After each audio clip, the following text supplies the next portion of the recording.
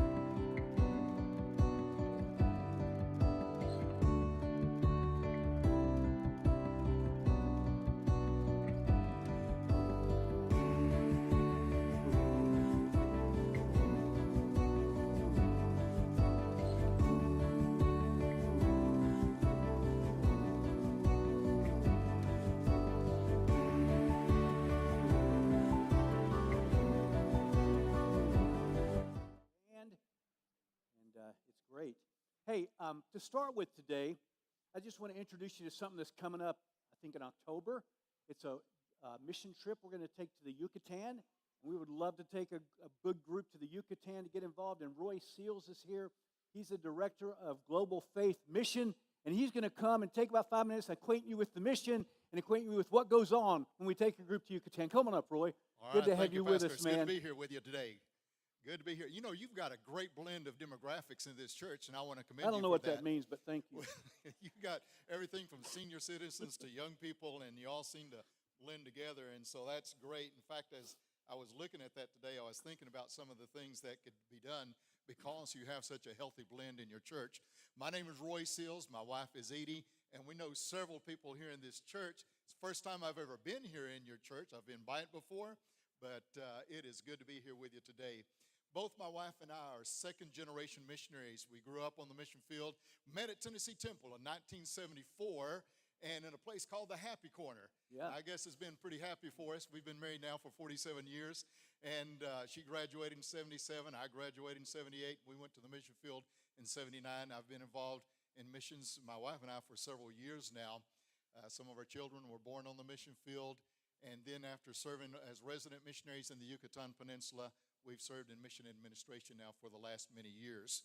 My background is the Yucatan Peninsula, and I think there's a graphic that may come up back there, and if not, there it is, right there behind me.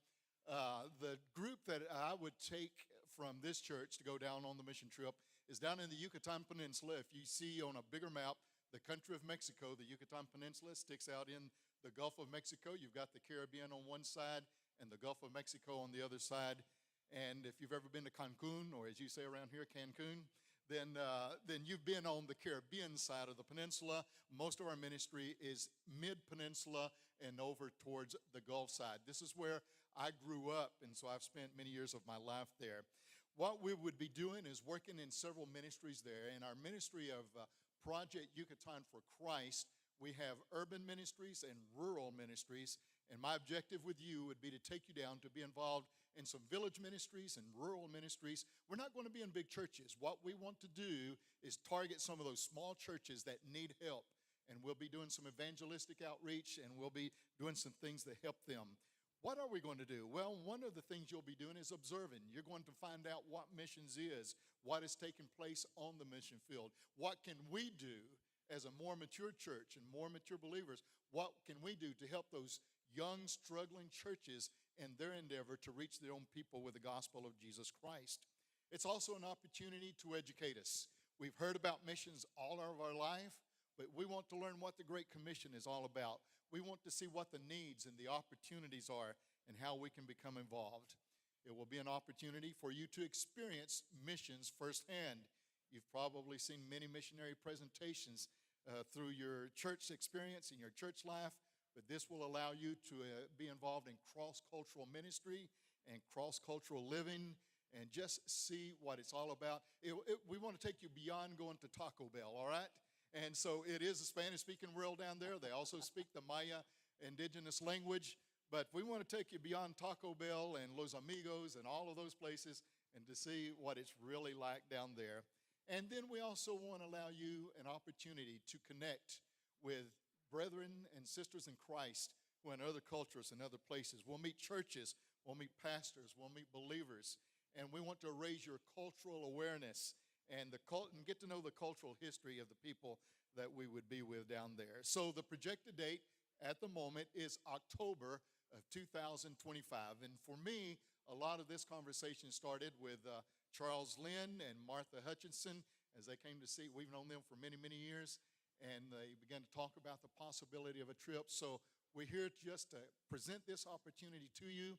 You might say, well, what age group can you take down? Well, I've had everything from a couple that took a one-year-old child with them, and that entire week that kid rode on their back and their little pack they had all over the place. And I've had people in their 80s that go down on these trips. So depending on the age group that we'll have sign up to go from this church, we will tailor the activity level to meet the need of this group. And if it's diverse, then we can do that also, and it will be a great opportunity, I think, for you.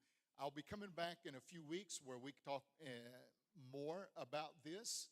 And so if you have questions, I'll be glad to try to answer those questions after the service today. If you don't have a passport, you want to go, get your passport, do it now. Do it now. Don't wait until too late. I've seen that happen too many times. Do it now. And even if you're not sure, get that passport. It will already be in place for whenever you do make that mission trip. Growing up on the mission field was a great experience for me. I've never had any regrets about growing up in another culture, speaking another language, being with a different people. It is healthy to have a worldview that's positive and also biblical. And so I encourage you to think about this, pray about this, and if God opens the door for you and provides, I'll be glad to meet with you after church, and then when I come back in a few weeks. Pastor, it's been good to be with you today, and good to see you, and good to meet you. I think I've done my part, okay? You did great. The message Thank is you. up here. I don't think I'll preach it. I'll let him do that. Go ahead all if right? you'd like. No. No, I'm going to let him do that. We're going to watch a video real quick to kind of get us in the right frame of mind for the video. So go ahead with that for the message.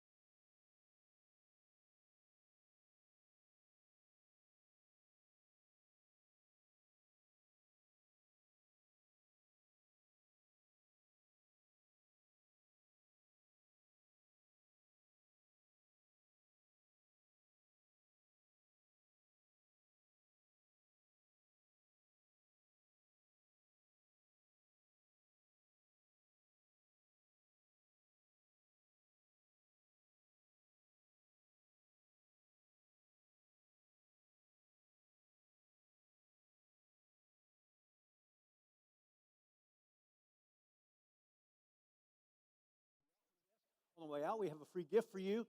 We also have a connection card in the book rack in front of you. You'll fill that out. That'll help us to make a little contact with you. So do that, and you'll help us out.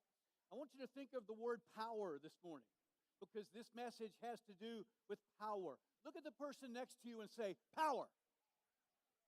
Look at the person on the other side of you and say,